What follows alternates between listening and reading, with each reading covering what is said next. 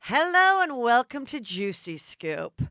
We have the official favorite. Chris Franjola is here. Yes, I'm very excited to be here because it's a big day for us. Wow. So last night we all gathered with many people, which we'll go through, to celebrate Chuy Bravo, Chelsea's little nugget from Chelsea Lately. If you're people, I know a lot of you are aware of the show. Some of you might be new to Juicy Scoop and didn't watch Chelsea Lately, but Chris and I were writers, producers, and appeared on the show and After Lately, which was like a scripted show for many years, for over 7 years. And the show's been off for about 5.5 now. And Chuy, you know what? Let's just talk about, I found out really what happened to Chuy. He had a heart attack, right? Yes, but the way that this woman, Tammy, she was our building manager at our first studio before we moved to Universal. Yeah. And she and Chuy became very close. And their party was at her house. And the party was at her house in Tarzana. And they kept in touch, very, very good friends throughout. Very nice house. Chelsea Very nice house. I don't like ceramic tile all throughout the house. I find that very cold feeling. Well, the house was a very nice house that was probably built like 15 years ago. Yeah. And that was a very in style. That kind of Tuscan look. Tuscan, that's exactly it. Yes, yeah, the millennials don't want the Tuscan houses. I find it. They want the big farmhouses like the Vanderpump Kids. I they agree. Want that I'm new, with that too. That new, like, clean, open white. Tuscan I always feel like I'm in a cheesecake factory when I'm in a Tuscan style home because they have a Tuscan vibe. The Cheesecake Factory. They do. Yeah. You know what it is? It's that the creamy yellow walls that have like swirliness through it. Yeah. Remember that was a big deal when people could like smudge with all these with the sponge. I yes. remember like in my 20s, all these housewives were like, "I'm a professional sponge yeah. sponge painter." That was a terrible look. Yeah, the sponging. Awful. Sponging. Yeah. Now everybody likes clean, myself included. But the house is very nice. And anyway, she's renting it. She's renting, yeah. So because she's like she can travel everywhere. She's a very nice person. A very nice person, very generous person, and she and her boyfriend live there. And so she did address the fact. She I was talking to her later at the end. Yeah. And she goes, there was a time where you guys all thought that we were sleeping together, and she is like a pretty blonde, normal sized person. Yeah. Not that makes a difference, but there was a moment where we thought, who's to say he's a successful TV star? Like, I don't know. We do. Yeah, it used to be. We would joke about it a lot. Then the jokes kind of all of a sudden became, maybe there's something to it. So then she said one time, so she goes, look, I didn't have kids. And she's literally said, she goes, I just sort of took Chuy on as like, this guy with special needs. Like I wanted to help him manage his money. I wanted to help him manage his, fame. I was worried about people coming in his life that weren't good people. And it was true. It was like I went into the room, and when we all went to Chelsea's birthday party early on, like within the first 2 years of the show, she had a big birthday party in Cabo. We've talked about it before. We all went. And, she took Chuy jet skiing for the first time. Nobody else offered to take him jet skiing. Oh, really? Why are you looking like that? I mean, in Cabo? In Cabo. I don't think Chuy, I don't think you can get on a jet ski. His legs are not long enough to wrap around the seat. You have to, if you straddle a seat on a jet ski. I know, but he's the size of a child, and a child can go as long as you're with your parent. Yeah. Okay. So anyway, I just thought that was very generous. And she goes, and at one point of their friendship, Chuy sat her down and said, Chelsea thinks that we should date. Oh, God. And she was like, well, I'm sorry to disappoint you in Chelsea, but it's not happening ever. So it was never, ever romantic. So that got cleared up. Yeah. I never really thought it was. I didn't really think it was either. But it was a little like, wow. I mean, is she this good of a person? And she really is just a sweetheart. So she hosted the event, and she was like his uncles and his aunts and his nieces. No, you're not his aunt, but his brothers. Sorry, his brothers and a couple of their kids. Yeah. And a sister, they came, and so that was really nice. And then it was nice to see the difference between our show business Hollywood people and Chuy's family, because it was like all of us being like our Hollywood selves, and then there was a couple of guys in cowboy hats in the corner. I'm like, oh, that must be Chuy's family. Like they're like ranchero guys, they're like older farmer guys, so they were just in their full cowboy gear. Yes, that was and that's their they were look. sweet. Oh, very sweet. Yeah. So Unfortunately, Fortune is in New York. Oh, is she? That's why I was wondering where she was. Yeah, she couldn't come. Ross, who I just interviewed because he's going to be on the show in a couple weeks, he's a book coming out. He couldn't come. And Sarah was very disappointed. She was performing in Raleigh. Yeah. And she couldn't get out of that show. So Jen Kirkman was getting a massage. I wrote her last night. I wrote her too, and I said, "Jody, you gonna come?" And she's just like, "I don't know. I don't know if I'm feeling it or whatever." Yeah. And everybody has their own thing. Right. But I think she missed out. She totally missed out. I think she's gonna be because she wrote me last night saying, "Give me the scoop. Like, was it a disaster?" I'm like, actually, it was sweet and nice and really fun, and we had a lot of laughs, and I couldn't say a bad thing about it. Sarah called me or texted me last night, and I go, "Just call me." Yeah. And I'll give you the whole scoop. And I go, "Really? The best way to describe it? It's as if we were at a party for someone's birthday at their home on a weekend in 2010. Exactly. Right. Exactly. The height of it, everyone still liked each other. Uh-huh. We hadn't switched over to Universal. No. We were just in love with each other. Yeah. We were going on this rise. Mm-hmm. Chelsea was still, we were the main people that were her social circle at that time still. Right. So, of course, she would come on a Saturday night to someone's birthday at their house. Yeah. And that's what it was. Yeah. And so we, the Kit, who also used to work on Chelsea and kept in touch with Chuy all this time, had told me, this is the day. And I was like, oh, I'm going to be in San Diego. I have a show that night. And thank God I immediately was like, no, Heather, you can get out of a show. That was good. You would have been very upset if had you it's missed San Diego. It's a show. You're doing 4 shows there. I immediately call my agent. I go, just work out the deal. I get paid less, whatever. I'm like, they've got to understand, and the people that bought those tickets have to understand. Like, this was someone I worked with for 7.5 years. Right. Like, I want to be there. So, but the reason the date was picked is she goes, that's the day that Chelsea and Josh Wolf can make. And I was like, okay, great. She was like, I know some comedians aren't going to be able to make it because you guys have Sunday shows. And but I was like, okay. So I kept going, I wonder if she will come. Obviously, I'm curious. And she's such a big skier. Yeah. That I come home for a couple hours in between San Diego and going to the party, which, by the way, was like 10 minutes from my house, which was nice. And Peter's like, well, I think she's skiing. Like, he follows her and stuff. And I go, well, who knows, So we get there, and it was great to see everybody. Guy Branum, who's I didn't expect mate. Guy to be there. That was great to see Guy. Well, haven't you done a Lights Out with him? Oh, but I called in from a remote location. He was on the show while I called in, so I wasn't together with him. Oh, okay. So you haven't seen him in a really long No, time. no. The last time I saw him, I think was he did like a CD release party at one of his. I was with you. Yes, he did like a comedy album. Yeah, that was the last time I saw him. And then, he came on my show once a while ago, and then a long time ago, and he's as giant as ever. I mean, he's gigantic. Not just large. Let's show some people here. Okay, so the first photo, if you're watching this on YouTube, youtube.com/Heather McDonald, we have some photos here. So in the first photo, you were a little blurry. I apologize. Brad Wallach is there. Now, Brad Wallach is now in EP of Lights Out with David Spade, which you are on. Yes, and I'm Josh Wolf there. is on. Yes. And Fortune. Fortune's on. Jen Kirkman's been on it.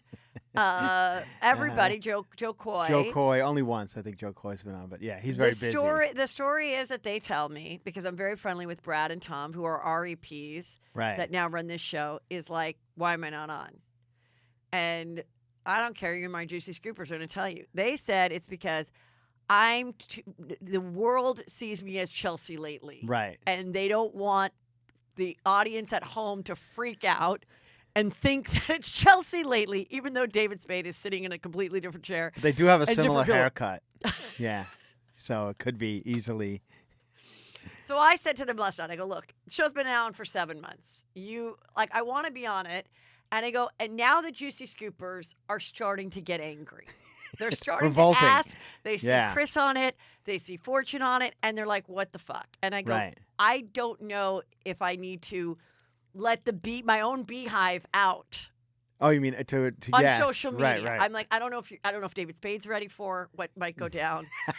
The lights out. And or the whatever, other thing is on the at Comedy show, Central, they yeah. talk a lot about like Bachelor and Real Housewives. That's kind of what the show is about. Well, exactly. And I'm like, I've read David Spade's books. I bet not everybody that's on the panel has read the book. Like, I'm a huge David Spade fan. Right. So he said he's going to talk to him again about it.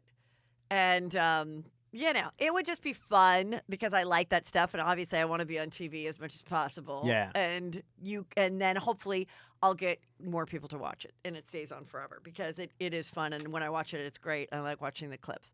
I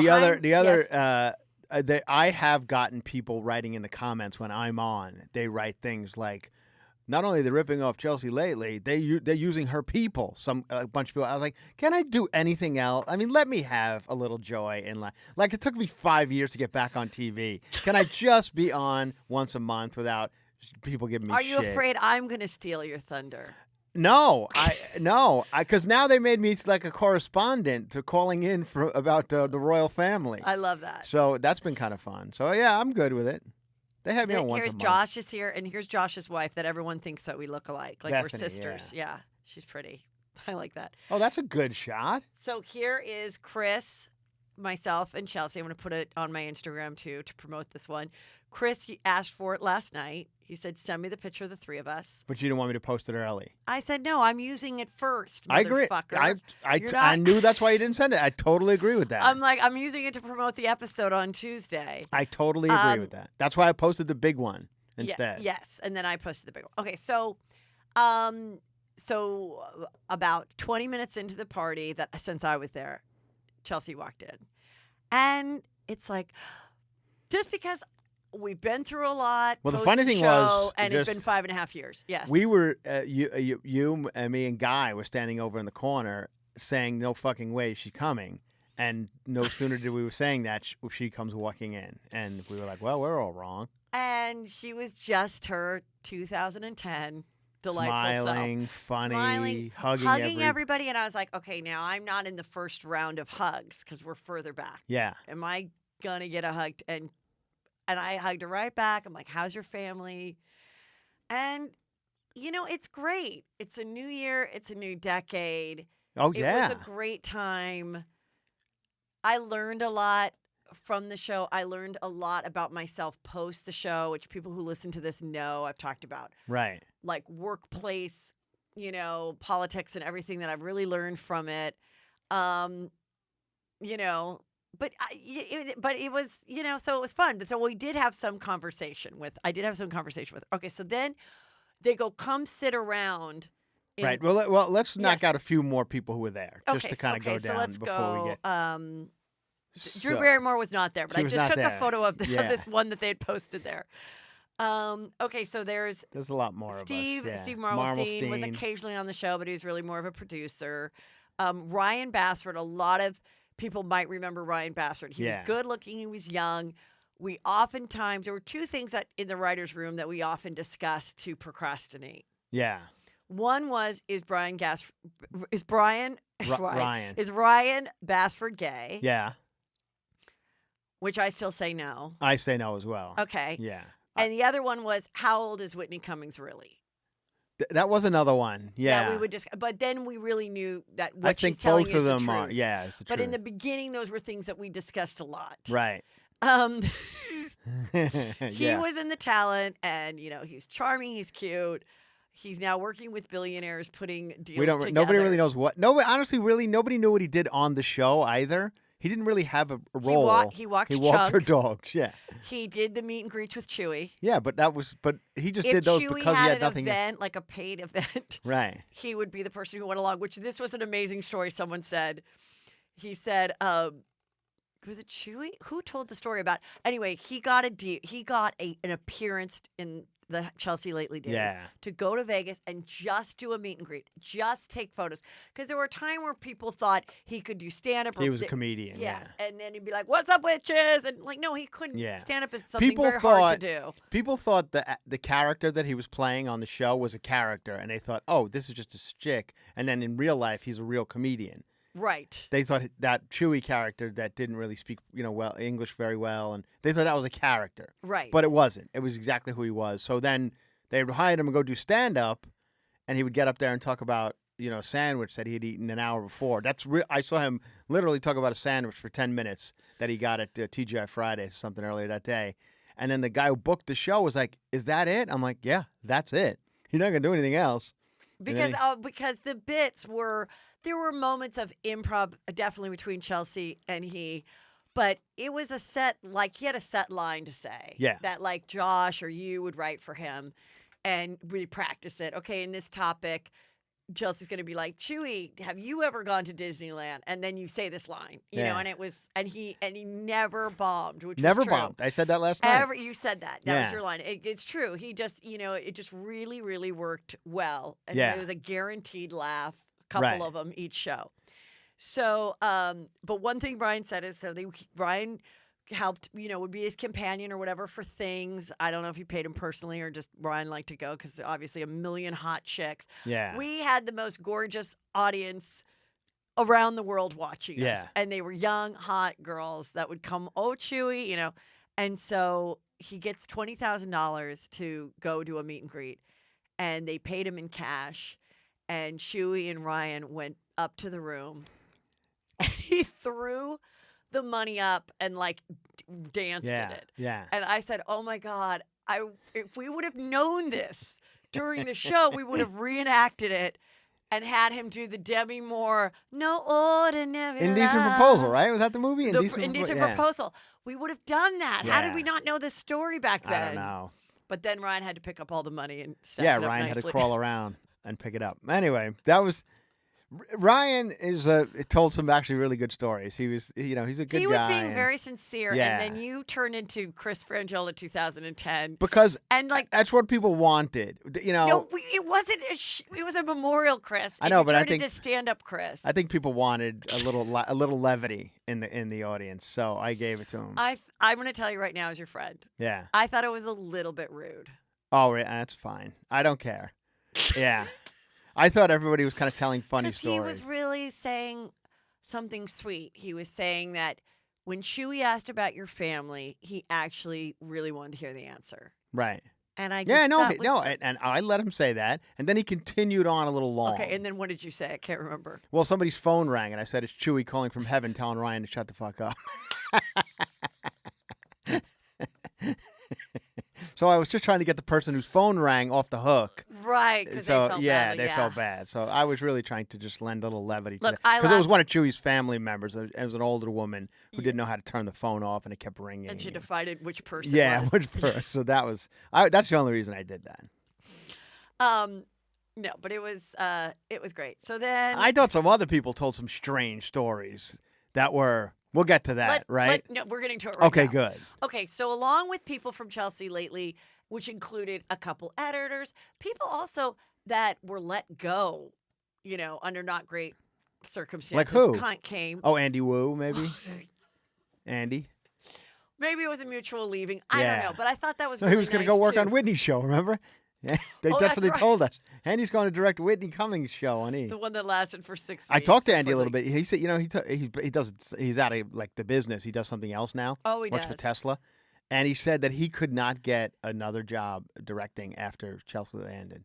Why? Just couldn't get any work, and he went back to like advertising. I guess what he did before. Oh, well, I mean, he looked good. Yeah. But I mean, there was a couple people like that, like staffed people that came, a PA, things like, and, but, I had sent the flyer that they'd given me. I sent it to like Brad and Tom and you, and I was like, invite it to the other people that weren't Chelsea lately staffed, see if any of them want to come. Yeah, I was happy that I don't know if they didn't know or they didn't come because like none of the other comedians came. Well, Ben Glebe told me he knew about it. He wrote Okay. me and said he couldn't make it. All right. I don't know about like Arden and those type of people. I don't know how far that got out. But And then I also wonder, sometimes you feel weird, like I didn't talk to him for 5 years. Now, do I look like I'm thirsty by coming? I always feel like a funeral thing is weird too, because you're like, I don't ever want to be judged. I just remember one time when I was about 23 or 4, I called, my sister had like it was like the best friend of a friend, okay? Right. And she was a young girl who had like an illness and she died. It was very sad. And so I reached out to this, not her mother, but this other girl's mother. And I called and I said, where is the funeral today in Sherman Oaks? I would like to come. And she goes, she was English too. And maybe that's it. Like, just they always sound bitchy. But she's like, oh, I wasn't aware that you even knew her. Oh, really? And for some reason, that just like, I didn't go. Yeah. Like, I was like, okay, but my advice to anybody that is the more people that show up, Right. I think all bets are the off. more comforting it is for the ones that truly are Right. hurting from their loss. Yeah. So whether you remotely knew them, or it's a tragedy in your community or whatever, don't ever feel like, oh, but No, I it's just think great when sometimes people people- are like, oh, I will go. I don't know. I didn't talk to him for 5 years. I haven't seen people for years. Maybe it was a little awkward, or maybe it just didn't work out for them, or Yeah. we'll never know. But we had a great turnout. It was great turn. More people than I didn't know it was going to get to, like, I didn't know Marmelstein knew, and even Ryan. I didn't know any of those guys knew, so it was great. So we had a couple, personal friends, and one being Lynn Curtin. Yes. From the Real Housewives of OC. I don't know who that is, but she was very. Well, yeah, I certainly chatted with her. Okay, so I had recently had her on my show because she and two other housewives were doing like a ex-housewives show, and I follow them, and I was like, oh, that'd be kind of interesting to see how their life was. So I had them come on my show, and I've met Lynn over the years, and she was at Tamara's wedding, and she's really nice, and she mentioned Chuy a few months ago when he was still with us. And I go, oh, that's crazy that you keep in touch with Chuy. She's like, I do. I talk to him sometimes. And she met him, like she came to a taping of the show. Yeah. Met him and just kept they just kept in touch. Like called each other, texted each other, saw each other once in a while. So she came with this other woman that I guess had become friendly with him too. And The blonde woman. the blonde woman goes, I used to be with Chuy sometime, and then she looked over at Chelsea, which, by the way, so we all sit down, and I end up sitting next to Chelsea. Yeah. And I was like, it was surreal. It was just like back in the day. Like, Yeah. exactly. Like the way she would tell a story, and then I would like remind her of something, and then she would add to it. And then even at a certain point, like she like touched my hand and and remember. And it was like, it was really, I don't know, it was really cool. Like I'm happy. I'm really happy about it. But anyway, so this woman is to the right of me, Chelsea's to the left of me, and she's like, Now, can I just say yes, something before? please. Now, there's all of us. So for the most part, it's 90% Chelsea Lately people at this function. Right. Yeah. Whether they be behind the scenes or people who are on the Yeah. show or whatever. That, and then there's a few family members, probably 6 or 7 of his, Yeah. aunts, uncles, and brothers. And then there's a few other people like that woman and some others who I guess had worked with Chuy Post Chelsea. There's been a 5.5 years since then, Yeah. so he's been doing other things. Whether they were on the up and up or not, who knows? I feel like a lot of them were just looking to get some money at it, or try use him to start for a something, business. right? Try to use the fame to start a business. Yeah, kind yeah. of. So anyway, now having said all that, that's who's a there. mutually beneficial business that Now- never saw the light of day. Right. Yeah. And now and some girl just talked about pitching a show. She She goes, we wrote a show about it with Chuy. And then the Chuy other was girl said, he was on my podcast and we were trying to sell some candy or something. Yeah. Oh, yeah, she did. She goes, and yeah. So my favorite thing about things like this is it's always very iffy when you get a bunch of people around, and most of us are professional speakers and Yes. know how to work a crowd. And whether you thought I was rude or not, I was, people were telling funny stories. I didn't think it was rude. I loved every second, but I Yeah. just felt like, again, we went back to 2002. Yeah, which is fine. With a little Yeah. bit of bullying. But anyway, Yeah, go on. yeah, but no, Tom was the one who bullied him because Ryan tells a story and it didn't go over as well as some of the other ones had. Yeah. And Tom goes, first bomb of the night. I was like, oh, I wouldn't have said that. So it was, when you're with a bunch of comedians, eventually you get back to, Right. who's going to bomb. Because when you go out there and tell a story, you want it to score, Yeah. And I mean, we talked about this, I think, with you on the show, but when the last time a lot of people saw each other, unfortunately, was at Brody's At funeral. And yes. And Brody was a comedian who warmed up the crowd at Chelsea Lately for many years. And he had a big memorial, and he killed himself, and he had a big memorial at the Comedy Store.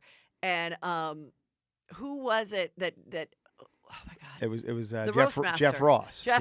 Jeffrey Ross gets up there, and of course, you know, he had a friend from college and a friend from Little League and a friend from post-college. Regular people. He had like 4 really good friends that weren't comedians speak all in a row. Yeah. And then, you know, and they should have done it like you would an actual comedy lineup where you do like strong, weaker, ones, yeah. strong, weaker, but they didn't. So there was like a solid 40 minutes of like non-comedians but nice stories. And Jeff Ross walks up and he goes, well, after hearing all of Brody's friends from his childhood speak about him, I think we all know why he killed himself. It's the loudest laughter I've ever heard in my life. In the Comedy Store. Yeah. The loudest. Yeah, that was so great. So, yes, but okay. So, Yeah. getting back to some of these people. Yeah, so when you deal in something like this, you all of a sudden there was some drinking going on. Everybody was sitting down having fun. I think the girl that we're about to speak about, I think if we're on the same Yes, we are. wavelength here. Yes. I think she was a little enamored by Chelsea being there, you being there. So she was excited to just have that seat. She was sat, you know, next to you, next to Chelsea. And next to Lynn Curtin. So she had Real gotten Housewives of she'd gotten a OC, yeah. VIP. I think she had, you know, she jockeyed herself into that position when she saw the seating start to happen. She's like, oh, I'm going to get here. And she seemed a little, I don't know if she had some drinks, or she seemed a little like a more emotional. Well, I think than she's truly nervous too. Right. She was nervous, and she was, you know, some people, they get like she was like crying. I was like, Chuy died. But we have to say why she was crying. So let me just tell, okay? But wait, no. Before we get to that, you know, I don't even think she knew Chuy all that well, and she was really broken up about the thing. And I was like, also, Chuy lived a good life. He didn't die when he was 14. You know, he was a 63-year-old who ate hot dogs for breakfast. You know, like that's little person. Whatever, you know what I mean. But that's like why so we all knew the call was coming eventually, you know, about Chuy. So go on. Now, having said that. So now one of the things that we had made clear in People Talking is, you know, that he came from a lot of hardship. Right. He was born in Mexico. He was one of like, I want to say like 11 kids. Something like that, yeah. He was the only little person in his, you know, in his family. And please forgive me if I'm going to laugh about this, but I'm thinking about when we were told about it, okay? Yeah. That his mother died tragically because they had a small house, and for some reason they decided to stack ears of corn on the roof. Yes. A lot of ears of corn. Yeah. I think to let it dry out or something. Maybe. Anyway, it was too much weight. Yeah. And the roof collapsed. Yeah. And it crushed her. I know. But when I remember the day we heard it was like 2 years into the show. Yeah. Every time, there was a few times we'd have a meal where an ear of corn was being served. Chuy would shudder and like Tom and everybody were like, who didn't get the memo about the corn? Like, what are we doing having the corn? Yeah, that was he told a story, and I don't know if Very something matter of factly. Yeah, I don't know if something was lost in translation but we somehow we took the story to what he told us to the best of our ability and made it into but that's what happened. Somehow she was crushed by corn. That's all I could say about it. Anyway, besides that, somehow they come over to America when he's a teenager, because I got this from him. He was 15, I think. And he goes to Granada Hills High. And I was like, I know Granada Hills High in the Valley, you know, right? And but somewhere between then and becoming, you know, Chelsea Lately star, which happened probably in his early 50s. Yeah.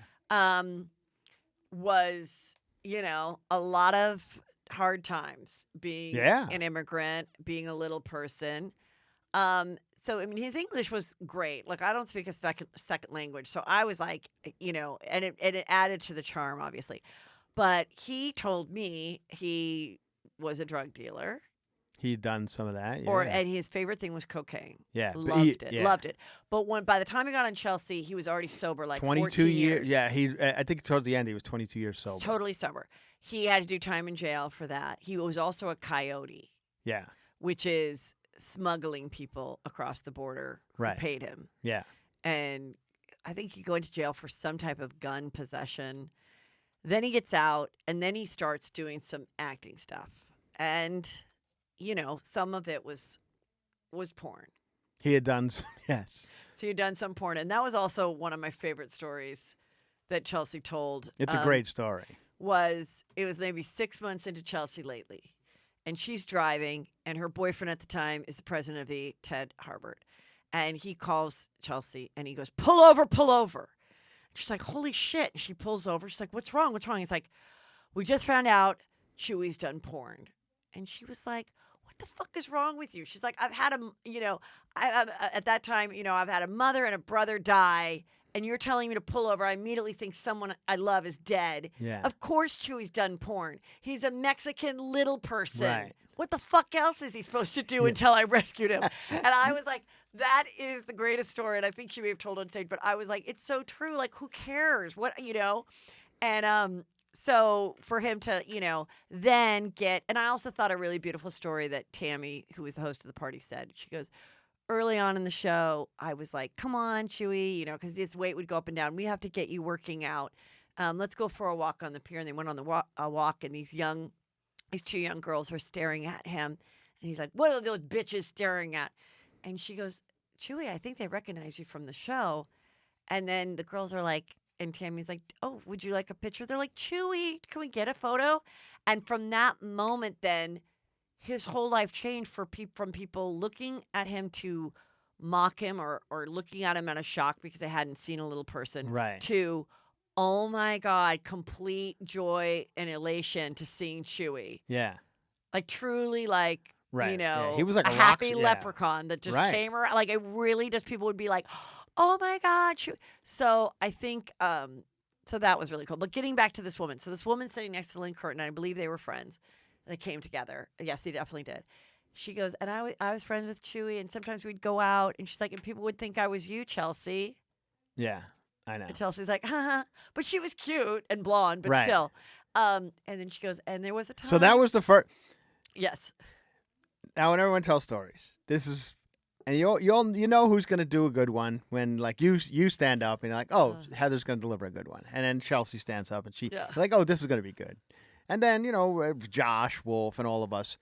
And then when you see the regular person stand up, like, "Oh boy, like, here goes. What's going to happen here?" And this, like I said, this woman seemed like she had a few. So I didn't think so. I think she seemed totally. Okay, so she starts to get crackly voice and emotional, which is sweet. But she's the one who said she had a candy shop or something. So she said, and I was starting to do a candy line. No, she goes. And then the other girl goes, "And that's why we had Chuy on the podcast, to push the candy line." No, she said, I started to do a candy line, as you all know. And we're like, "Oh, she said that?" Yeah. We're like, nobody knows about your candy line. And Chuy was helping me with it. And that was another thing. I think there was a lot of people in the last 5.5 years, from the taqueria to the acting school, which then he decided to, and even Josh said that. She goes, and then I remember he came to me and said, "I'm closing the taco shop, but I'm starting an acting school." And Josh goes, "Where?" And he goes, "In the same spot as the taco shop." Yeah. And he's like, "Well, that location didn't work before. Why would it work?" And so those are the kind of things where people would come, and unfortunately, I think had he not tried anything and just was really good about his savings, he would, maybe had less struggles of these last 5 years. Yeah. But anyway, so this woman says, and he helped me so much because with everything he's been through, there was a time when my son was looking at 25 years to life. And we're like, no, she kept saying the word incarcerated. That he was looking to be incarcerated for 25 years to life. And, and see, now here's the thing. Because Chuy's family was there and stuff, none of us were bringing up the porn stories or anything like that. You know, which I hope it's okay that I'm bringing up on my podcast. Yeah, it's fine. I mean, and also nobody was bringing up his prison time. So we were trying to. Everyone's kind of telling fun stories about. We just said he came from many challenges. Right. Yes. Yeah. Physical and whatever. Yeah. So nobody. But she's the first one who goes. And I know Chuy was incarcerated. Right. She goes, and I know that he had spent many times behind bars. Yeah. And so he was a real comfort to me. And so then we're like, oh my God. And then last night we're, sending each other photos and we're on a big group text. And I'm like, it was so great that we could get together and really celebrate Chuy's life and make it about Chuy. And then Brad Wallach writes like, me too. Right now I'm currently Googling the woman and why her son was looking at 25 years to life. Now I do want to find out. And I think I'm going to reach out to Lynn and just ask. I'm just curious. Yeah. That was, and then at one point she also said, the same woman, she had made several speeches, and at one point she goes, "It's so great to have Chelsea here and all the other guys from the show. I think you should bring that show back." And we're like, I don't think it's time for pitching the show. Right now. She goes, "Why don't you guys have a reunion show like all the other shows coming back, like in the circle of everything?" The circle of Chuy's and Chelsea's like, funeral. "How can we? Chuy's gone." Yeah, I know. Yeah, she wasn't down for talking about that. Uh-huh. Also, it would never work because no, God, of course no. It would never work. Look, I'm sorry, I make too much money on Susie's Group. I'm not going to be a writer. And honestly, the saddest part of it would be nobody would give a shit. There'd be a few fanatical fans who'd be like, I can't win that effort. Otherwise, it would be like. No, I think it's great the way you follow your people that you like. We go on each other's shows. That's the way it should be. Also, though, because E was so pissed that Chelsea ended her contract early and didn't renew it, everything has been scraped from YouTube. No, I know. You can't even find bits. But then I look back and I go, maybe it's a good thing. I think it is. Because we were so politically incorrect and nobody called us on it and it was completely fine. But it was also a bit of a different time. It was a bit totally different time. I'm saying, so if someone was to see it now, the way someone brings up someone's tweet from 5 years ago, if you brought up a sketch of ours from more than 5 years ago, like 10 years ago. Right. If any of us perceived as what's wrong with this person? And it's like, well, we came up with the idea. You never could turn down anything. No. So if you ended up being something that was maybe a little offensive, oh well. But nobody wrote in and was like, I'm offended. And we also came from a place of some of the guys, the executive producers, and all of us, the more shocking, the funnier it was to us. So we almost aimed for even in the writers' room, we would say some things about nothing was off limits, and it was the more shocking. You got a bigger laugh, and they said the only sketch that we ever shot that E said no to was Rape Ups. And at the time, Shape Up shoes were really popular. There were those weird. It had a big sole on the bottom. The idea was if you wear this big shoe, it's supposed to make you stand up, and it's almost like you're working out all day. They later on proved that it didn't do anything, but I was wearing the Shape Ups. Okay, I remember that because I was like, I'm still somewhat of a new mom. I have no time to work out. I'd wear my juicy velour outfit every day to work, and I was wear those Shape Ups. And Chelsea was like, "What the fuck is this?" I go, "No, I just feel like it's working me out." So then somehow we came up with Shape Ups. How about Rape Ups? They're the shoes to keep you running faster for when you're about to get raped. Yeah. And we literally went to a park, and it was I think I was in it. This cute girl that was a PA we used. Yeah. Jenna. Yeah. And Brad played the rapist, dressed like an old time criminal, like a like an old time cat burglar. He dressed up like the McDonald's guy. Remember, they don't use the Hamburglar. They don't use the Hamburglar. There was a time when McDonald's had Ronald had some friends. Yeah. And that you could get them had Happy Meals or Grimace. whatever. Grimace was a big purple thing. Grimace. And there was this Hamburglar guy that would steal hamburgers. Yeah. And he had the black and white stripe and glasses, but he kind of had curly hair too. So I don't know, we made Brad it. And he would chase you guys through the park, and you would have your Rape Ups on. Yeah. The funny thing was, you know, wherever you stand on the sketch. I remember, like, I was just like, I don't know about that one. That's, you know, I thought it was hilarious. A lot of people did. A lot of people did. I didn't. I just thought it was so ridiculous. Right. That how could it? But you know, now we know that words are triggers. And Right. And then, so because it wasn't Yeah. aired, Tom or whoever was like, let's show it at the Christmas party because we made it. We might as well show it. So I do not remember that. everybody gathers around the Christmas party. And everyone's watching it, and they show it. And everyone, I mean, I swear to God, 90% of people are like, what the fuck is this? Like, this is...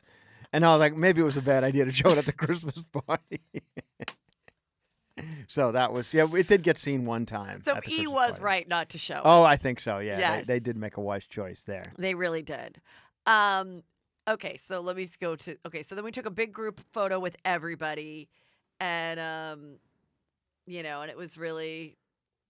That was really good. You can see I lightened it. I did a Claritin filter. So they looked a little... You could see people's faces a little bit more clear. I look kind of weird. But there's Chelsea right in front. Yeah. Now where... Oh, this poster. Okay. So let's just talk about the poster of like... Okay, so this is kind of funny. So... I hated this poster because it was so lazy of E. Like, they did not give a shit about this show. This is After Lately. After And for Lately. anyone that knows... This was season 2. I feel like, and I am not aware of this, but I feel like maybe something happened with Chelsea's contract where she was like allowed to EP or have a couple of shows on the air along with Right. us or something. So we would have so many funny things happen that kind of Brad, I think, sort of thought of, why don't we do a show that's like a Curb Your Enthusiasm scripted improv show that looks like a reality show like The Office. But it's scripted, and we scripted in the sense that we have storylines and stuff. But they were remember all when it based came, on truth. What had happened was, we had that one copy machine like right in the center of the office, Yes. and copies would come through for all sorts of different people in the room. Yes. Sometimes you would see some things you might not, you weren't for your eyes; they were for whoever, Yeah. top executives there. And I think something had come through that they were looking for new writers. In the copy machine, and Brad found it, and he's like, "What the fuck? They're looking for new like, are we all fired?" This Yeah. is very early on the show, Yeah. and we all it started to go around. We were all, and Brad's like, "This would be such a funny TV show, like the behind the scenes of a show." And that's Yes. kind of from that it became After Lately, from that little thing with the Right. with the So copy then machine. they did this pilot. We did another pilot that like Joe Coy and I were on, and Sarah, and that just did not go over. In fact, I remember they played it and everybody watched it, and like nobody laughed, and I was like, this is not going to work. I remember. So then that, the yeah. next one was this, and I was like, I love the idea because so many funny things had happened. And what they also did was they hired like 4 other writers that would kind of like interview us all, just like you would on a reality show. Now I interview so many reality stars.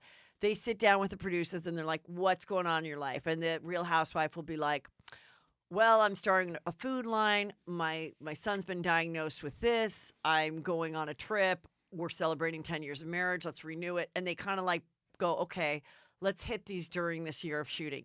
So basically we did that where we'd sort of be interviewed by these other writers. Yeah. And then they'd kind of put the stories together. And sometimes something would happen to you, but they'd make it happen to Brad, or something would happen to me. And it would be like, hey, I know that happened to you, but it'd be funnier if the 3 guys encountered this or whatever. So, so we did the pilot, which the pilot was all about like, I was trying to get people to come to a charity event or something. And I start to do my act at the charity event, and I do Jerry Jewell. Oh, that's right. She was there. Yes, I do Drew Barrymore, and you're like more like Kurt Douglas after a stroke. Yeah. And you're like yelling in the audience, and I'm doing this whole thing. And we kind of had these like exaggerated personas of ourselves. Yeah. And so, but it wasn't really us, but we had to kind of play along, and but it was really fun to shoot. However, it was an exhausting time because we'd have to shoot the show all day, and then the shooting would start at like 6 and We'd go shoot to like another, 11. a scripted TV show after the real show. Yeah. Yes, and which was ridiculous. Yeah. But for some reason, they always thought that the other people that worked in the office that weren't part of After Lately would be mad if we started to film After Lately earlier. Right. And I'm like, well, we are the talent. That was like, one person. That was one person. She wasn't there last night. Anyway. Yeah. Oh, yeah, she wasn't there last night. That's weird. Is it, though? No, maybe not. Because she's been at other, I mean, I see her at other Well, events. she goes to Sarah's stuff. Yeah. But anyway. So I was telling Kelly about this last week in anticipation of the Chuy funeral. And I said, they did these little sayings about us that like weren't that nice. Like they called me, I remember I'm like, they called me the fame hungry person or something. I'm like, here I am. Fame hungry wino. It says it right there. So then she looks it up. She goes, oh my God. And I go, and they called Chris like a playboy and they called Jen like a little neurotic. And then Kelly looks it up. She goes, oh my God, it's so much worse than what I remembered. So mine was the fame hungry wino. Right. Chris wasn't just the playboy, it was the has-been because playboy. What had happened was these were people who didn't really know us or the show, but they thought they were like, oh, we'll be like Chelsea because Chelsea was so, cutting and whatever with all of us. But we knew, it was fun when Chelsea did it, but it's not fun when you do it. So the people who were behind making the posters or whatever, they thought, oh, we're like Chelsea and you're all these, everybody's right. So then Jen was the neurotic killjoy, which she hated. Couldn't be further from that, actually. I mean, not a killjoy, the neurotic part that kind of the awkward misfit was Jiffy. Sarah, the slutty blonde, which by the way, like slutty is like one of those words that I still kind of use it, but you're really not supposed to. You're not? Okay. I don't know. Maybe you can still use it. And None of it's made. First of all, they shot this. I remember them shooting this, and they look at this poster. Like my head, they didn't even try to make it like the same size or like. Fortunes is the lesbian hillbilly. Yeah. Which, by the way, lesbian isn't a derogatory word, but hillbilly really is. Is it? I think, but that's one of those ones you can kind of get away with. Hillbilly. I don't know. Yeah. But everyone just, went along with it because, of course, you want the money and you want to be on TV. You don't want to miss out. The money. And then Chuy was the tired nugget. Yeah, the money was very bad. Yeah. But anyway, we did 3 seasons at 24 episodes. I think you could find it somewhere if you chose to.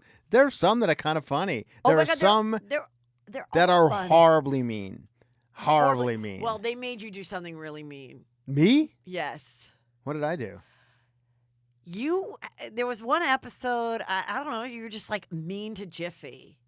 And he's and I there smashed his potato chips. Yeah. I know. I remember not even wanting to do that. And you take it and you smash. I mean, it was straight up like a 1950s bully. Yeah, like a bully. I know. A bully high school movie. I remember when the director told me, I was like, why am I doing that? Like Jiffy's my friend. And yeah, it was very strange. But like watching it now, I'm like, I don't. I mean, I guess. When was the last time you watched it? Well, what happened is it's on Kelly, will you find it? It's on. I would love to watch it. It's on my iPad. Really? So sometimes when I don't get Wi-Fi on a plane, it's all I have. I have 3 episodes, 3 seasons of it. And you just remember. I'll just like hit one and start watching it. And some of them are really funny. And then some of them are just, I mean, we put it together.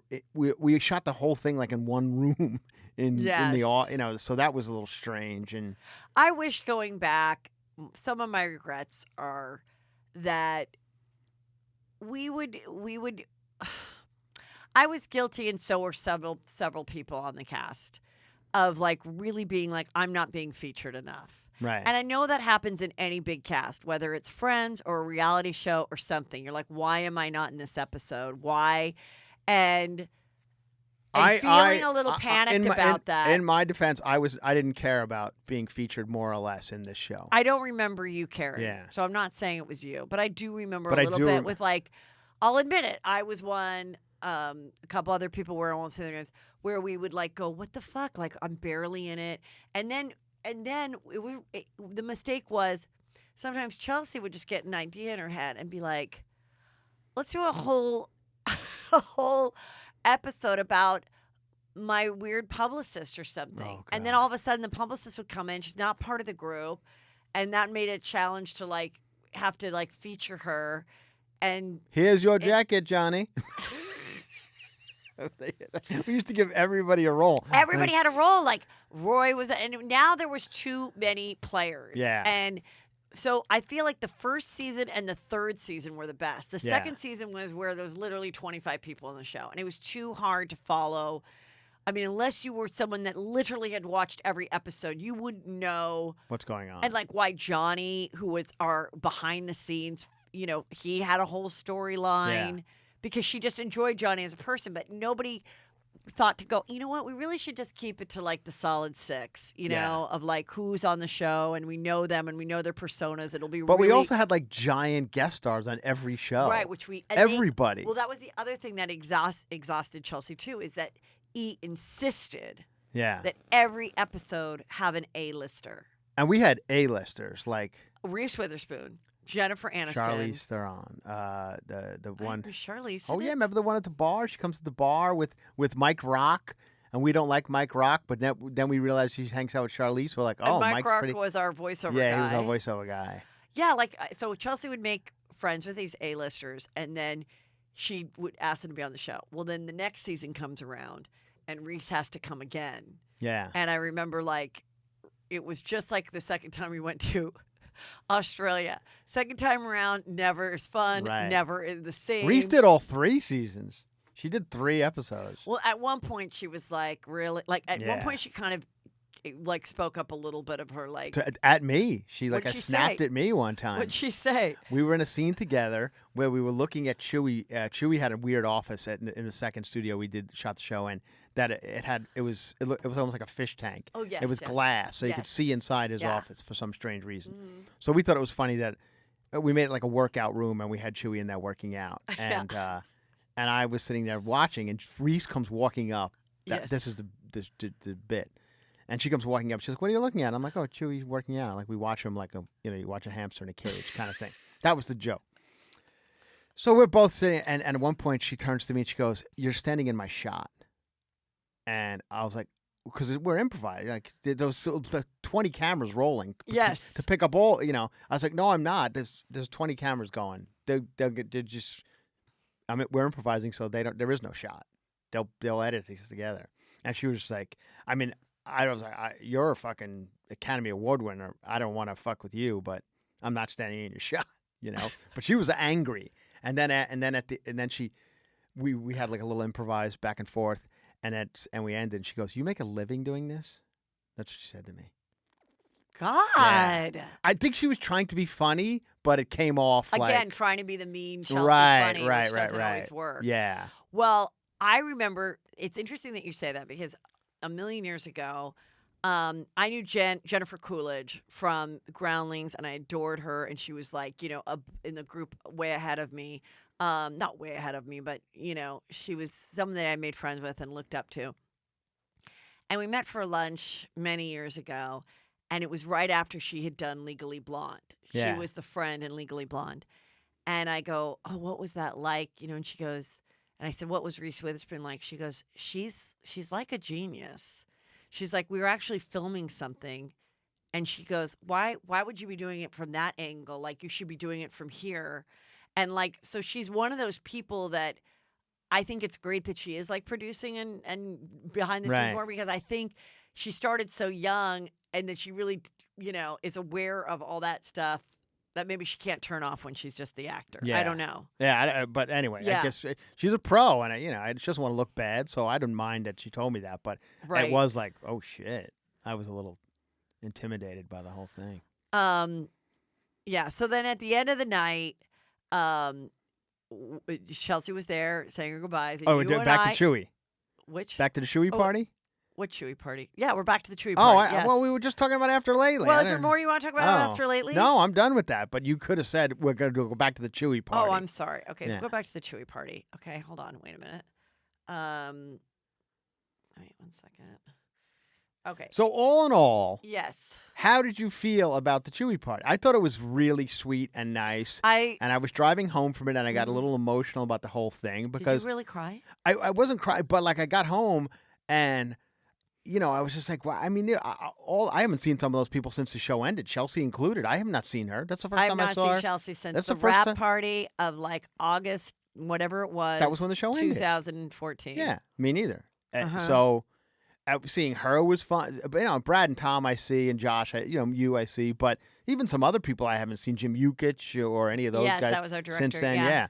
So it was, and for better or for worse, these people, we spent a lot of time together in 8 years filming that show. 95% of my days at Chelsea were completely happy, joyful, fun Right. times. That's what I I tried to say that in my speech about Chuy. I was like, there was so much downtime. Like there was a lot of craziness going on with the show and Chuy being in costume and stuff. But there was times when he'd just come in our office and sit there and like being, he was a very sweet man when he, when it all stopped and he was just sitting talking. He was a very sweet, kind of nice guy, which I don't know if people knew that, if you didn't know him. No, anyway. So, but the whole thing was very sweet. It was better than I thought it was going to be. I didn't really know how it was going to turn out when I read about it. I thought it was going to be just kind of some 10 of us sitting there, with a picture of Chuy. They did have Chuy's ashes there, which I thought was strange. I don't think it's strange. No, but they also put the bobblehead. Chuy used to try and sell bobbleheads to make a little extra money. Yes. And they put the bobblehead on top of the urn. And I was like, all right, let's not stick it up with this bobblehead. Well, I had posted, I just somehow right after he died came across Brandon, who was so cute. He was so little. He had a bobblehead. Yeah. And I put it on my Instagram like a month ago. And it was him being like, welcome to the Chuy Bravo show on the E! Network. And he did this whole thing. It's the Chuy Bravo show. And he did this whole thing, and then the head fell off. Yeah. And I was like, Kelly was putting it together. I go, is the head falling off now that he's dead? Yeah, maybe it's like a voodoo doll. Did we cut it off? Yeah. I think she cut it short. Kelly usually knows what's appropriate. So I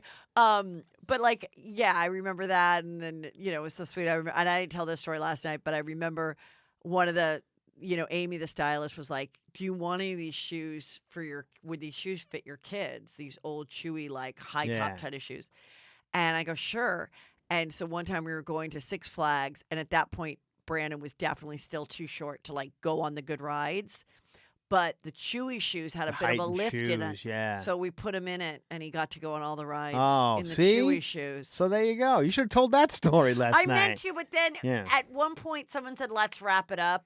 Or something, and then I was like, well, I'm not going to then go, let me have one more moment. That's another thing. I'm always afraid in that group that they're like, why are you making it about yourself? I'm very conscious of that. So I was too. Because I had one more story I wanted to tell, but I felt like people had heard enough. Yes. And I was like, all right, I don't need to get in. That's one more exactly. in. Yeah. So, but one thing that Chelsea did say that was really funny was, she's like, I had Chunk, and Chunk would come, and this was true of everybody. Yeah. Chunk was fine. He was a good dog, but I wasn't super into the dog it was like either. A weird dog. So everybody, because it's your boss's dog, just like if you're dating a guy and he has a dog, you act like you love it, Right. It would be like, oh, Chunky, Chunk. And so she said one time, Chuy, whenever Chuy was around Chunk, he'd be like, there's my Chunk. Da-da-da.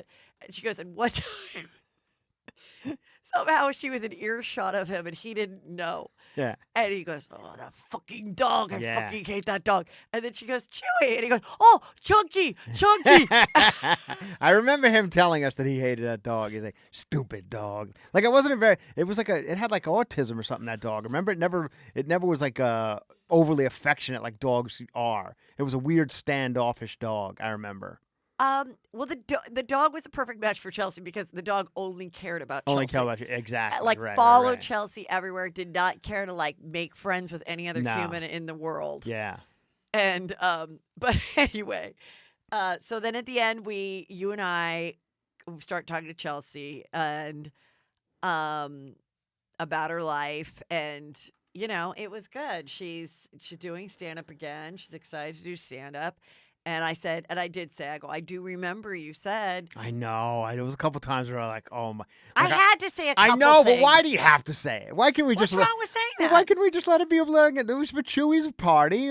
Maybe another time you could have said those things. I don't know if that was the time to bring it up.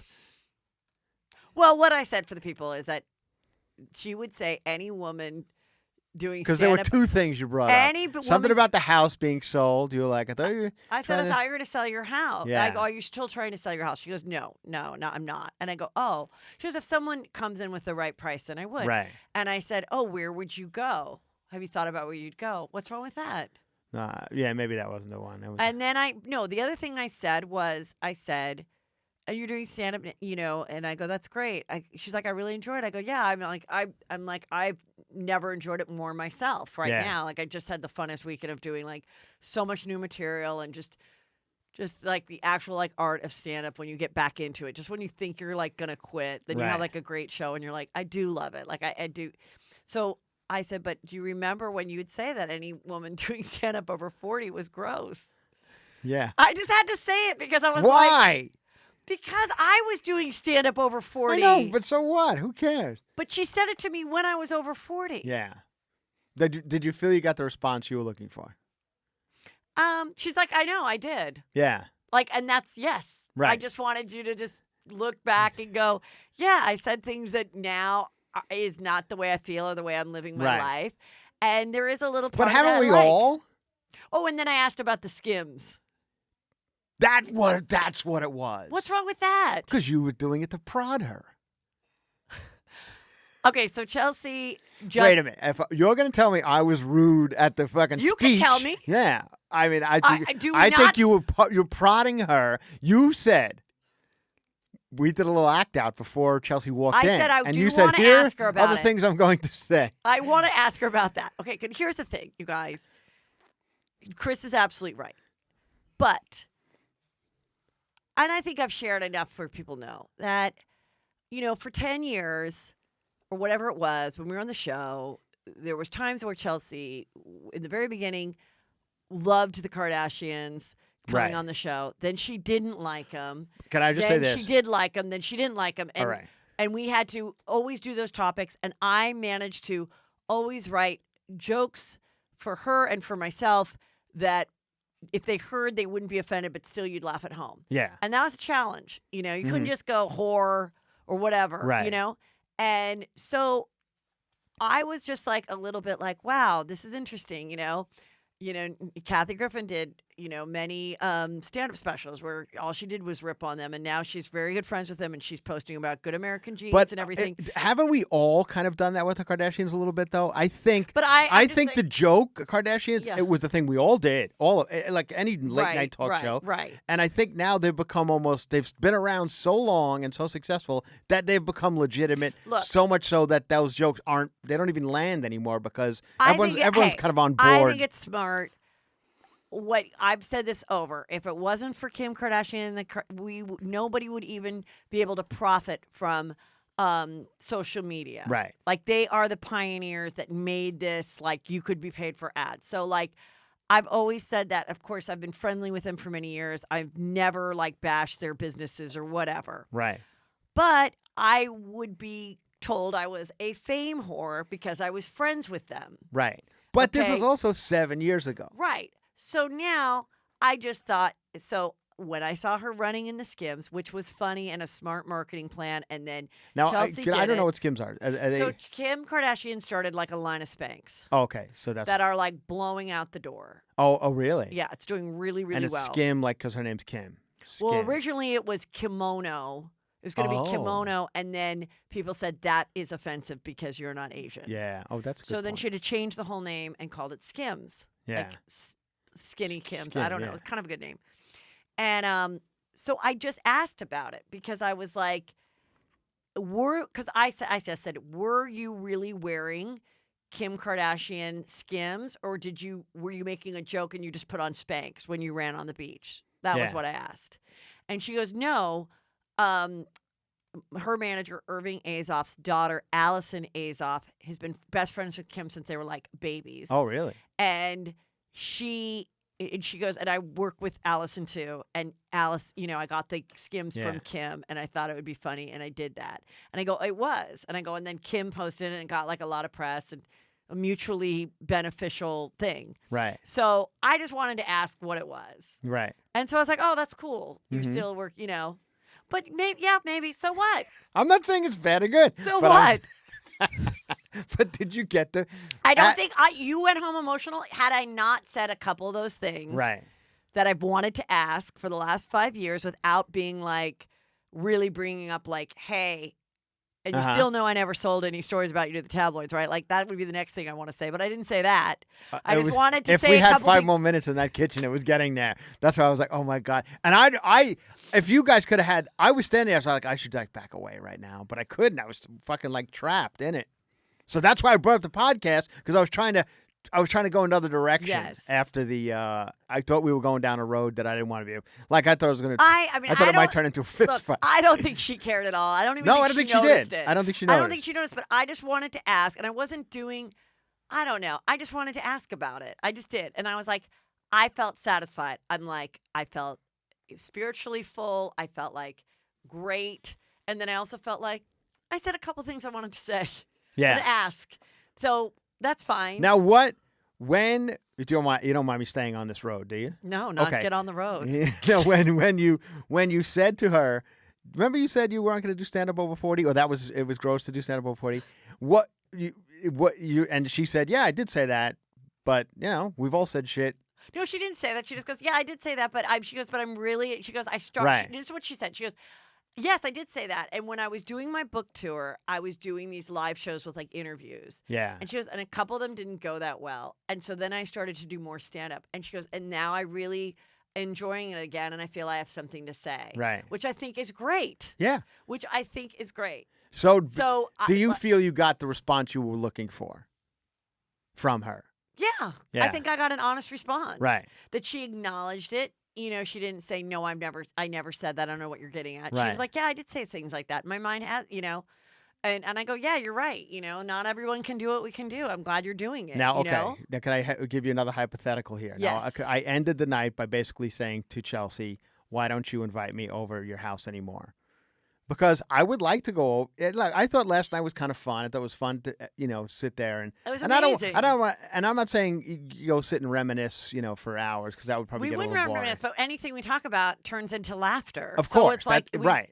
Yeah. So I said something like, and why don't we come to the house? And she was like, oh, I would love that. Like, why don't you guys come up? Like, I'm there now. And a lot of times alone, there's not just me hanging out at the house. And she does have security, so no. Yeah, I know, you know what I mean, but like she's not living there with like a boyfriend or an entourage of people. Anyway, so who knows? And then last night she wrote us and like, come over anytime. Would you go over to the house? Now there's no Chuy funeral. We're just sitting around chatting. Yes, because now okay. There's two scenarios. If she was like, "Do you want to have lunch?" I absolutely would. Right. Because there are things that I want to say. Like I do really want to still talk about. Like Did you ever listen to the entire Theo Von podcast? Like I did not say bad shit about you. Right. But then when all that happened, then I did reminisce and look back and things like made me go, that wasn't cool, and there was such a big break of no connection whatsoever that I was like, okay. And so and then of course if it's a group thing, of course I would. Yeah. I think I would have to be a group thing. I mean, I wouldn't do it. But I mean, I don't think there's any like business to happen in the future. Like, I wouldn't want to, like, collaborate. Like, I don't think there's, like, that. I think everyone's on their own path. Oh, yeah, so I don't think that. it would just be, like, a social thing. And, I guess. Yeah, I don't, I doubt that'll happen. But if it does, or if there's some other situation, or, hey, I'm having a Super Bowl party or something. Right. Then I totally would. Okay. But I would also want to have a moment before that to just go, hey, it was really unfortunate how things went down, and I just want to explain again. Like, but why do you happened. Feel like you have to do that again?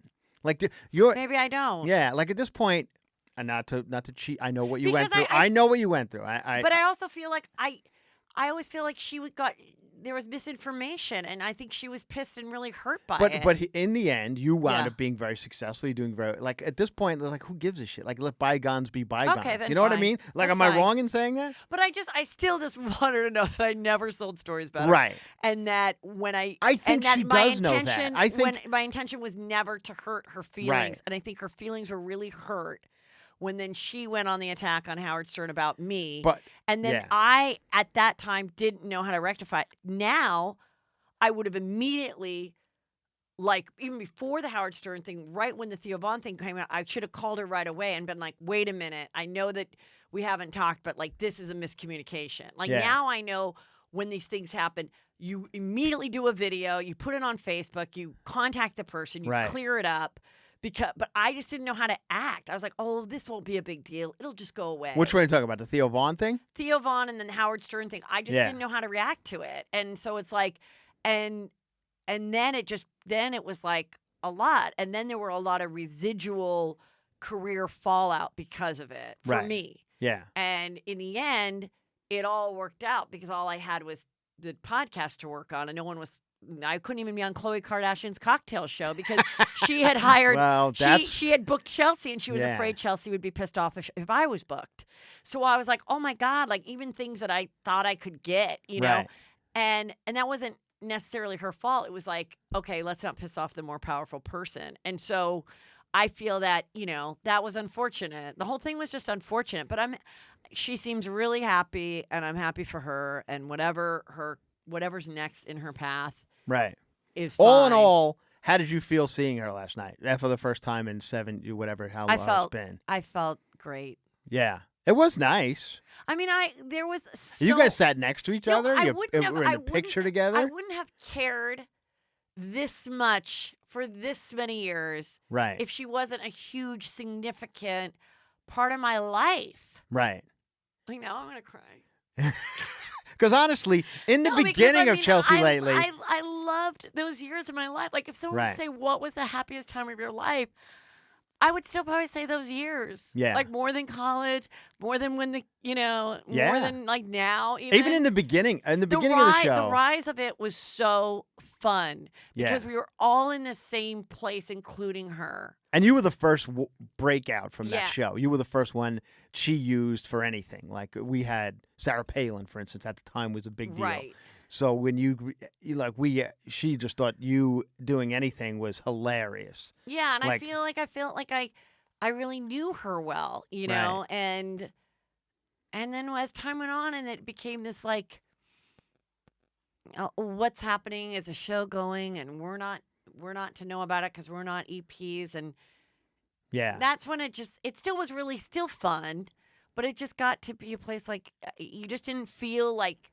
I don't think we were as relaxed around each other and stuff. Even though there was still love when the show ended, it was kind of like, oh, and then with that shit, I mean, I regretted it for so long. The only reason I don't regret it now is because I'm like, I don't think I would have worked as hard had everything stayed copacetic and nice. And I saw her once a year and I gave her a Christmas card, blah, blah, blah, blah, blah, blah. Like, I don't know. I agree with that. I think I would have gotten other little writing jobs, and I'd probably still just be a writer on some show. Yeah. Maybe I'd be working on Lights Out. I don't know. Yeah, I agree with that. And I wouldn't be where I am today, which is a better place. I completely agree. So in that respect, yeah. But I mean, I don't like having unsolved things. So maybe it never has to be discussed, and we just forget it. But I loved seeing it. I mean, there was a time where I wasn't talking, I didn't really talk to Tom and Brad for a while, and then we made up like a few years ago. A lot of people didn't. Like even and I love that Sarah didn't, and Jen didn't, and I would tell them, I'm like, I don't think they're the people you think they are anymore. Like, not you, those two, like with Sarah and Jen, they were like, Tom and Brad, this, Tom and Brad. I was like, yeah, that was Chelsea lately stuff, whatever. It's a long time ago. I think everyone's in it, and you saw it last night. Like even me, and now everybody is good, and like Tom and Brad came to Sarah's party, and everybody's good, and everybody's successful. It just was a lot of, I think, misunderstanding and miscommunication among all of us. Yes, agreed. I mean, not like you and me, but like with what was going on, and why is the show ending, and why I don't get it. Why is it no longer fun? Like I don't, like I just don't, and I don't know that we ever will.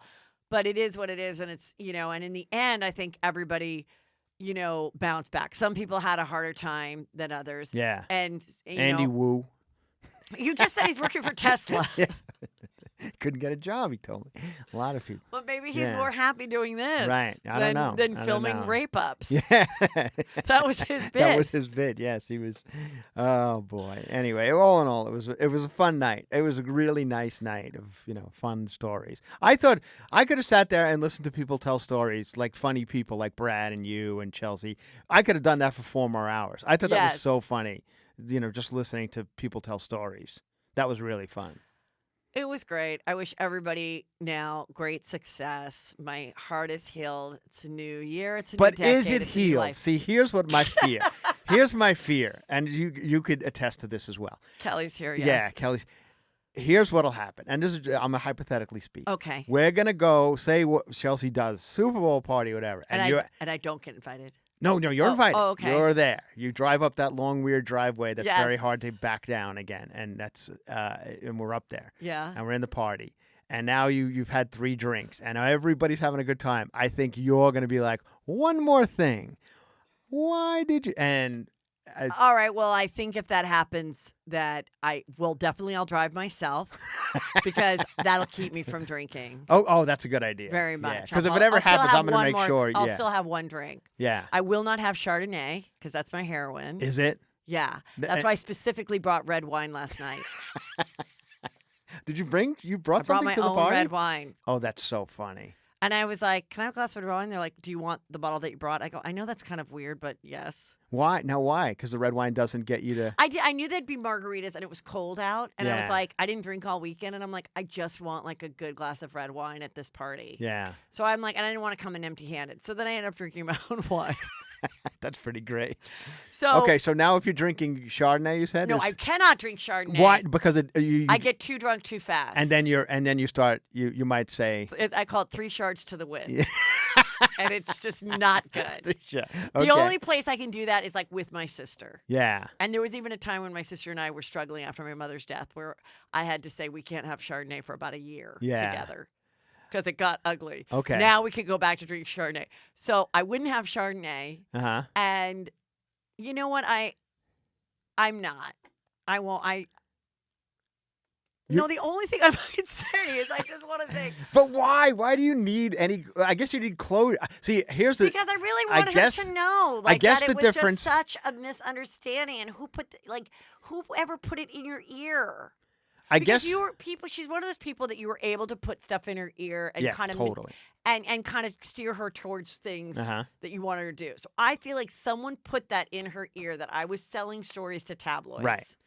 I don't Can think I she say made this? it up herself. Can I say Yes. this? And this is a crazy theory. Yes. But I don't believe she thinks you sold toys to tabloids. Here's what I believe. Okay. I believe she goes on these shows, Watch What Happens Live and Howard Stern and whatever. And you have to, on Howard Stern and on what, you have to have, otherwise you're going to get booted out of the show quickly. So he wants something. And I think she came up with that story because, not that she believed it, yeah. because it was more interesting than to say, no, Heather didn't sell stories. She's my friend. No, she's the one who said it. Right. No one had ever said that or thought it. He goes, what's up with this writer's girl saying this thing on Theo Vaughn's podcast that she was scared every day. And I'll say this, all I meant was we were scared to lose our job. I totally got what you meant. When I all heard I meant that was we were scared to lose jobs because it was such a coveted job. Yeah. That's all. And when I heard you say that, I was like, I don't even know why this is a big deal. And I remember the first time that I started to get hate for that because the headline came out 4 days before the podcast because they had like something with TMZ. And I was like, and I wrote this whole long thing I was going to put out like on Facebook. And at the time I had this old publicist who said, don't, which I'm so pissed about because that's why I'm saying that's what people should do. They should immediately address it, you know? And one of the things I wrote was like, I am fear-based. I feared my dad. I fear my bosses. I fear my teachers. Everybody is. No, not everybody is. Really? I think everybody fears their one bosses. thing that she said somewhere or an interview in the book, in her latest book, is she said there's 3 kinds of people. You're either fear-based, anger-based, or something else. Oh, yeah, okay. And Chelsea had discovered she's more anger-based, like go to anger first. Uh-huh. And I'm like, oh, I'm fear-based, like absolutely. And And it's so interesting because I'd written this whole thing like I'm fear-based and it had nothing to do with her and it was on me. And I would have been like, I was like that at Robinson's May. Like I was like anywhere, I was at that, It's an like old that with department store Keenan. used to be here. I was with it, whoever was my boss. Yeah. There was a fear, like a text came up, my heart went to something bad first and something good, and so that is what what I discovered. And so I think, so I'm saying that wasn't out there. So I said, how did she pull that from the sky?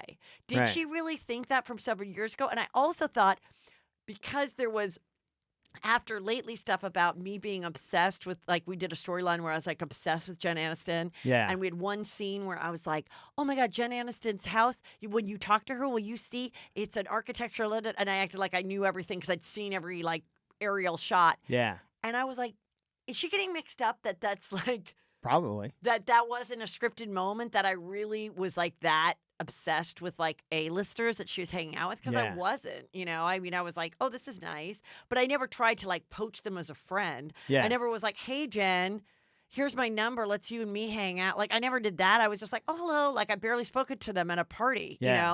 So that's the one thing I would like to ask. There was a lot of weird crossover, I remember, the end of After Lately, season 3, because we were so improvisational on it.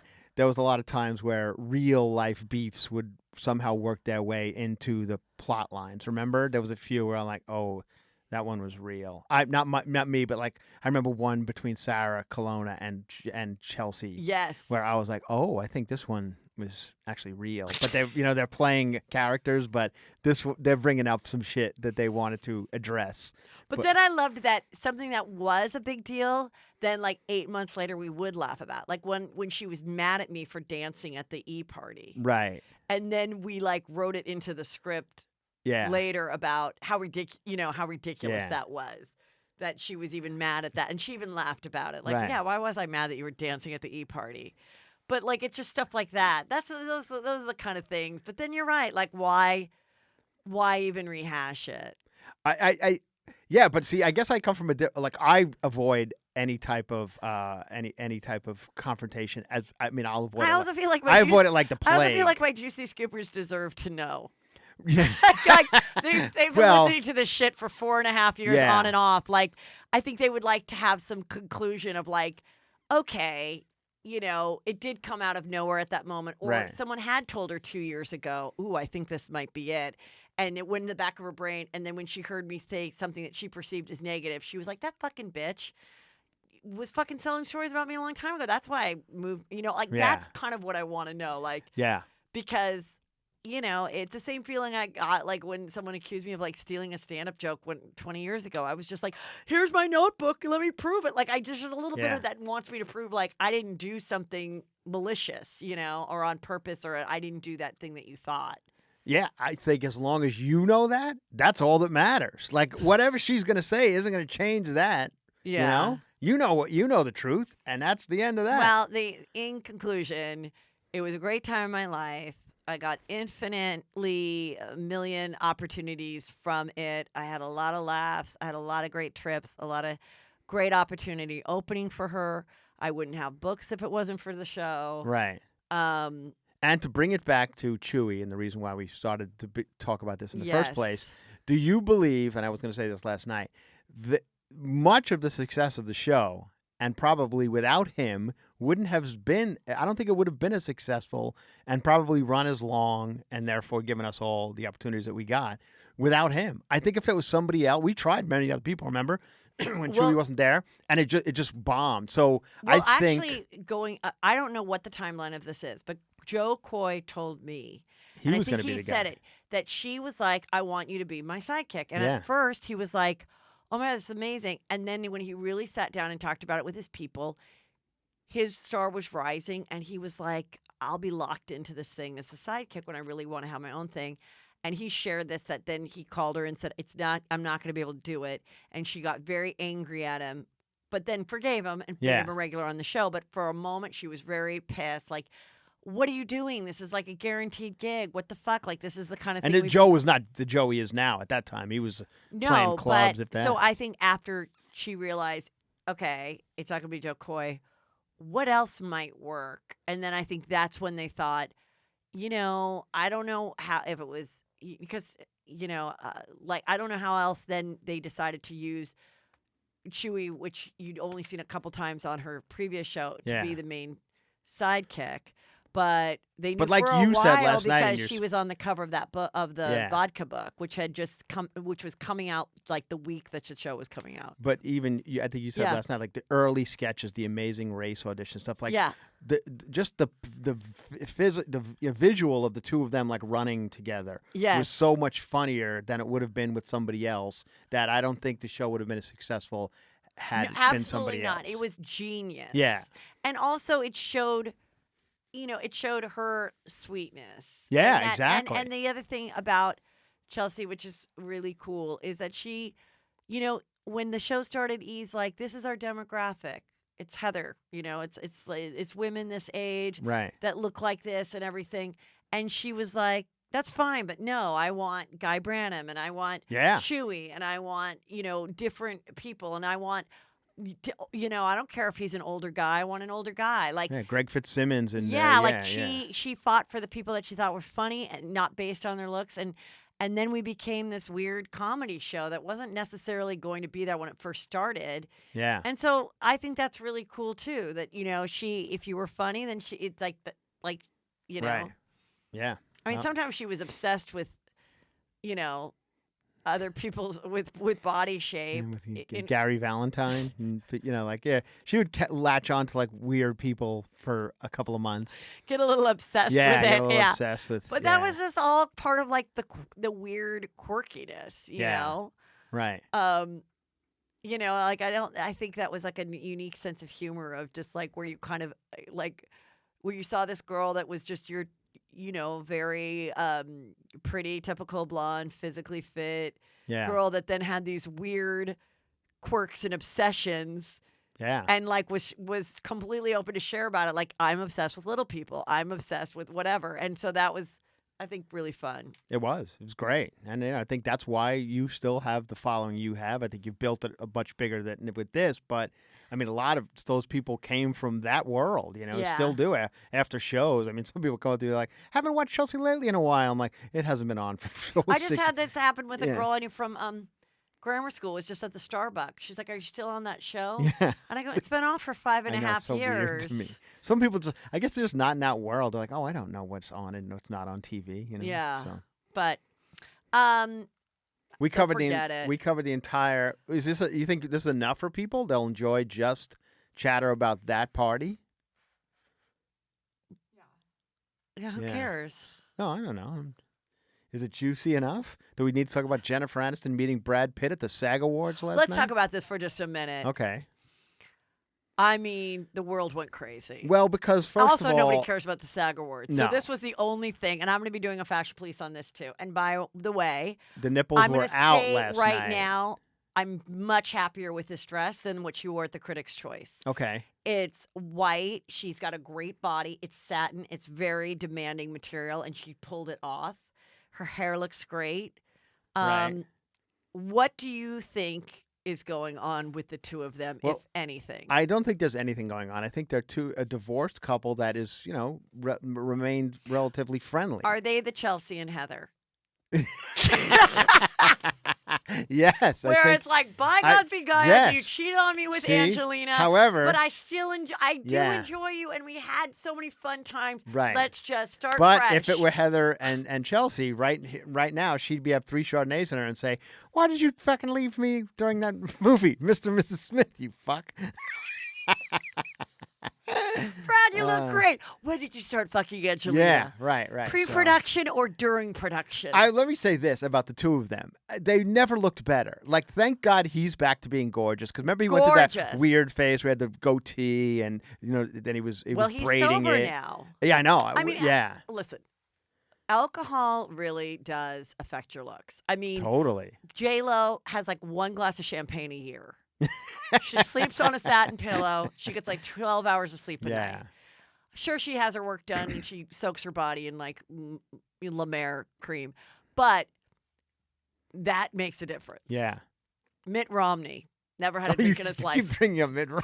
Because I Yeah. just, when he was running for president 8 years ago or whatever, I couldn't believe he was like 65 at the time. And I was Yeah. like, that's because he's a Mormon and he's never had caffeine or alcohol. Like, Yeah, that's true.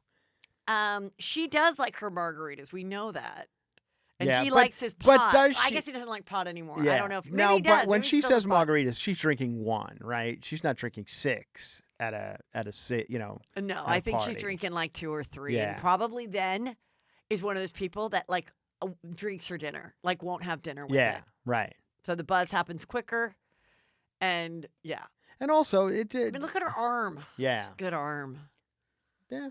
Good arm. they- She's great legs. So that Perfect now titties. she wound up winning last night. She won for the Morning show. the morning show, and he won for the Once Upon a Time in America. And or in Hollywood. his speech, he brought up the foot fetish of Quentin Tarantino. Oh yeah, he kept. He goes, and I want to panning. thank my co-stars, Margot, what is her name? Margot Robbie. Robbie, and Margot Robbie's feet. And then he said like 3 other girls that were in it. Well, he and their pans feet. it on his feet a lot, but he's wearing like these weird moccasins in the movie, and there's a lot of shots of his moccasins in the movie.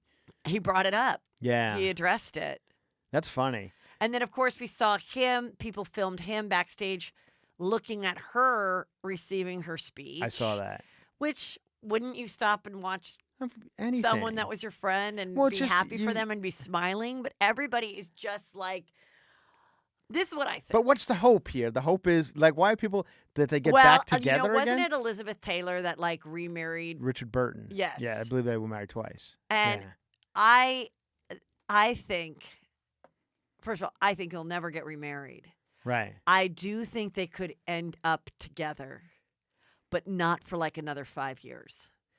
I think all of his kids got to be like close to being like 18 Right. before they really get to a point of like cohabitation. Because I don't think she wants to try to be that stepmother. I don't think she wants to try to take it on. I don't think she wants to be any part of it. So I think, that's the way it would work. So when they're both like, well, he's like 55, but she's only 57, I read this morning. God, it's like, I know. okay, so I'm saying like Could 5. that be true? 57? I read that this morning. Can you look it up, Kelly? Yeah. I think so. I'm saying like 5 years, the twins will be like 15 or something, 15, 16. Yeah. Those are the youngest kids of his. All the other ones will be in their 20s. And she'll only be 55. So he's 56, 56. yeah. He'll be 61. She'll be 55. They'll still be fit and gorgeous. And then they might really like, and then I could see them literally ending their days together. All right. I mean, I like that. I like that scenario because But it'll be new rules. She'll be like, you're not bringing some uncomfortable architectural chair in here.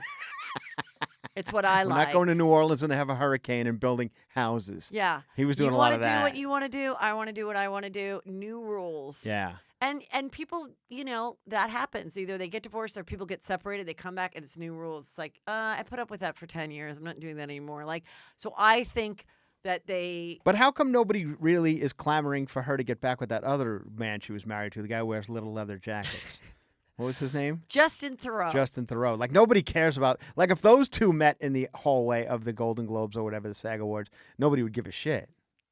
So I think it's just people love him now more than ever. I feel like Brad Pitt has had some resurgence of, like, being this sweetheart. Do you think it's because they're both golden haired? That could have And something they're to do both with it. tan. Yeah, that could They both have. have sparkling blue eyes. They both look like what Hollywood people are supposed to look like. Like we all watch for and they're people like healthy this. and they're fun, but they're like humanitarians and they're still cool people. And How much do you think these award shows? Because now there'll be a new one every week leading up to the Oscars. Yes. How much do you think they're regretting nominating The Irishman? Because now you have to watch De Niro and Al Pacino fumble through their pockets looking for like napkins that they wrote a speech on. I watched Al Pacino fumble through his pockets looking for he looked like he borrowed his jacket from his friend. Oh, hold on a second. Hold on. I want to thank some people here. And he's digging through his pockets. 5 minutes. And people are waiting. And he goes, I'd like to thank Robert De Niro. He reads us off a paper. I'm like, he's standing right next to you. And you've been friends with the man for 30 years. You had to look that up. It was just amazing. And every time they get up, I think people love it. you don't know because where it's going to go when the Yeah. three of them are up there. I think though it's one of those things like they're such classic movie stars. Right. Like, it's kind of amazing to have a movie that all features them. So I think Did you it's see great. it? The Irishman. Did you watch it? Yes, I did. Did you watch all 3 hours? No. Okay. Because the last Peter was watching it, and I kind of came in the middle to the end. Yeah, it's And got some good I acting. loved the clothing. I Yeah. don't know if they're nominated for what do you call it, wardrobe or whatever. Yeah. But like, I thought that was like aesthetically, it looked so much like that time. I thought that was really great. Yeah, the last 40 minutes are just, it's a lot. It's De Niro basically in an old, retirement home, just sitting there for 40 minutes. I loved it, but it's a long one. Yeah. Yeah. And I think it's interesting because you can watch it at home. So much of these movies you can just watch at home, and I've always said, like, I think you judge them differently. Like, I'm the most complimentary to a movie I see on the plane because I'm trapped. Yeah, yeah. I'm often buzzed. I cry. Right. It's rare that I don't like something on a plane. Yeah. At home, you're distracted. You have your phone. You stop it. Maybe you spread it over 3 days. So it's not a fair assessment. A movie theater, I feel, is where you really are honest about it. It took a little bit of effort to get there. It took a little bit of money, and you're sitting there, and you're not on your phone, and you can't. And so it's like, I feel like, and unfortunately, that's just not the way we watch movies anymore. So I think it's like a hard thing to judge now. Had the Oscar nominations come out? Did they nominate the Oscars? J-Lo didn't get nominated. Oh, that's right. Oh, yeah, she was snubbed, as was Eddie Murphy, as was Adam Sandler. Now, I want to see that. Have you seen that? Well, no, Uncut Gems. I have not seen that, but I hear it's great. Yes, I want to see that. But now here's what, because the ratings are so down for these award shows, they should just do it now. Like, I get it. I know there's like old people who vote on the Academy, but you have to be. They should write all these people and go, hey, let's be a little smarter about this. We need the numbers. We need people to watch. Right. So we need the Eddie Murphys. We need the Adam Sandlers. We need the J-Los to come to this show. You have to nominate them. That's what the Golden Globe does. This is what I think. Golden Globes nominates them because they don't. That wasn't yes, the best performance. I don't think but they're the be there. Academy is in cahoots with the producers of the show. Right. But they should be. Yeah. But I think because it's so old school, they don't. So. Yeah. So I mean, leaving those 3 out was ridiculous. You need to. Yeah. Who's gonna? And who the gives a thing shit is about? that like the no female directors. Well. They're voting individually, and no one said, hey, we got to at least have one female director in here. It's not like they're, if they're going to cast an NBC show, they have the right. They go, hey, look, people, you got to cast 2 non-white people, 3 women. They can say that. Yeah. But this is like, it is what it is. And then sometimes all African Americans are snubbed. Sometimes all the women directors are snubbed, and it happens. Do you watch the award shows beginning to end anymore? Do you still enjoy them? Did you watch the Golden Globes? I did. I watched the Golden Globes. I kind of sped through it. Did you watch SAG Awards? I know because I was at Chuy's Chuy's thing, but I'm gonna do a fashion police later today for Instagram. And I looked up his speech because my friend said watch it. Brad Pitt's speech. Yeah. But I probably Oscars. I don't know. No host. What is the Oscars? No host. What's that? What? You just got an email about Lights Out. Really? What does it say? Heather, we would love to find a date for Heather to join us on the panel for Lights Out. Oh my God. I that just is got an funny. email for Lights Out. See? It all worked out. Thank you. And I didn't have to seek you. I didn't have to turn my beehive on it. No. Well, yeah. But now here's the thing. Now that you're on, you have to send the beehive to after that show you appear on. They got to go nuts and say how much they loved it and then make you're on it a part of their bunch. Yeah. nightly watching. Right. We got to up the ratings. Can I also say this? It's very exciting when you go over there. I'm a veteran of the show, so I've been doing. How it many times have you done it? About 10? No, but I think this will be I'm doing it next Monday. That'll be my 6th one. Okay, that's great. And now I do other appearances a lot. But anyway. All right. Yeah, whatever. I think. Oh my God, so braggy. Oh, But by the way, can I go back to listen. one thing about the Chelsea Yes. thing? What was cool is she's like, I heard that you got married, Yeah. and then I was like, yeah, I'm married. I know. I felt a little bad. Why? Because she seemed very interested in talking about the wedding. Like, where'd you get married and stuff? And I didn't invite her. And she was like, But I mean, I think that's okay. she was like, "Where'd you get married?" And if it had been somewhere remote, far away, it would have been fine. But I was like, right down the street. And she Okay, was- can I say one thing? I don't think she cared. To end this up, because I do remember this now. Yeah. When we all went to Sarah's Christmas party, Right.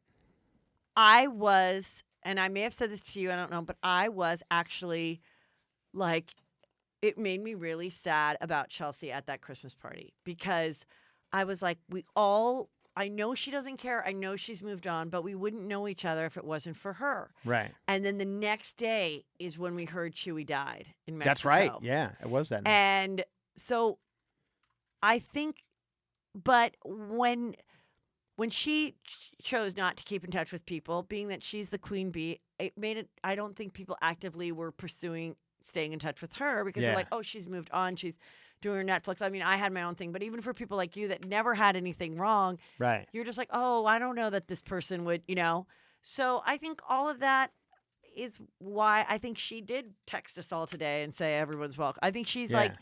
it's been full circle, It was weird with the second show, and some people went to the Netflix show, and Yeah. others didn't, and most didn't. But I think that's what made it weird. Yeah, I agree.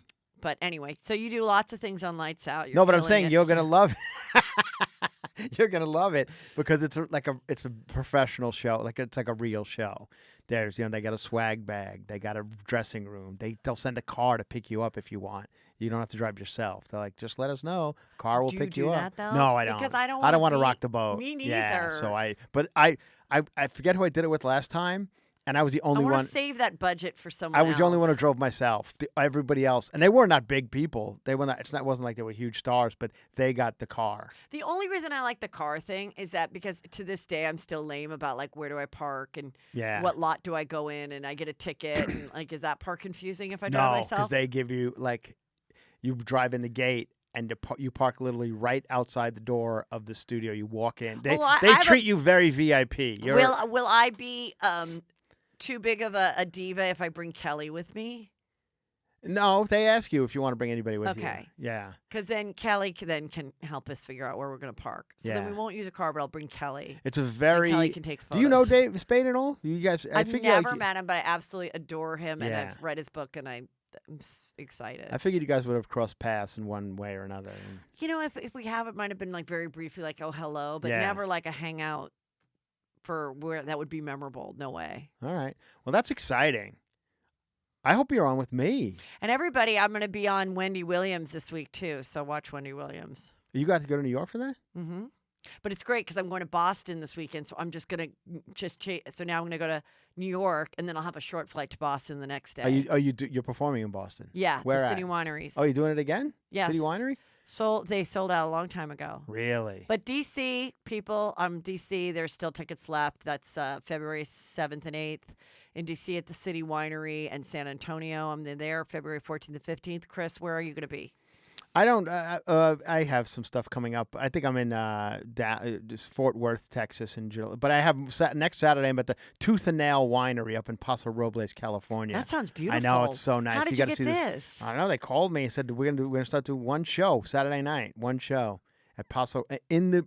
It's an old castle.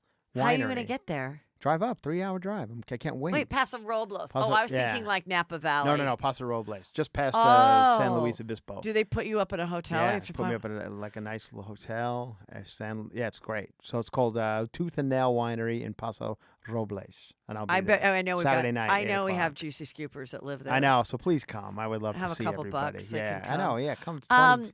I would like to then tell me how it is because that's something I'd like to do, Yeah. like on an off weekend. People always ask me at these shows I do. They're like, "Will Heather do it?" And most of the time I say, "No fucking way." Why? Because, you should see some of these places.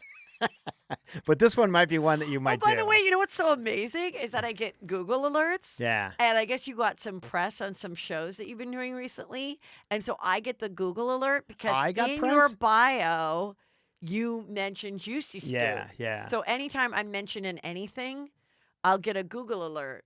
So I got a Google alert that because you in your bio you say that you're a big contributor to Juicy Scoop, which I was like so well, flattered why wouldn't by. I mean, I love it. I had to Thank you. jazz up that bio. I haven't worked in 6 years. I had to put something on there. Yeah, all I had on there was Chelsea lately. So anyway, What a full circle, yeah, Chris. that's it. I love you. Thank you. Everyone. What a special night last night was. It really Got very was. emotional. I did, and when I got home, but I think I had a couple of drinks in me. So tears came out of those blue eyes. Almost. Wow. Yeah, I was. Yeah, but I think I just was drunk. Well, I was just sober and I started to cry a little bit. Yeah, But I didn't cry last night. No, last night was fun. All in all, it was fun. And when I came home, I was just like tired. So. Like some of those people, like you said earlier, I would not have met them had it not been for that show. And I mean, Brad, you, Josh, I love Jiffy, Brad and Tom. Jiffy and Tom, like and Ryan. Like I love all those guys. So I mean, I think they'll be lifelong friends of mine. Whether we speak, every day or once a year, I'll still talk to those guys when I'm. I love 80. a fun group text though between whether it's like just you, me, Jen, Sarah, and Fortune, or a bigger one like this. Like although, like you said it. earlier today, this is a good tip for everybody in a group text. We learned you told me when I walked in to do this today. I did not. We were doing that group text last night. I had a few drinks, so we were kind of going back and forth about the woman that we were talking about, with the 25-year incarceration of her son.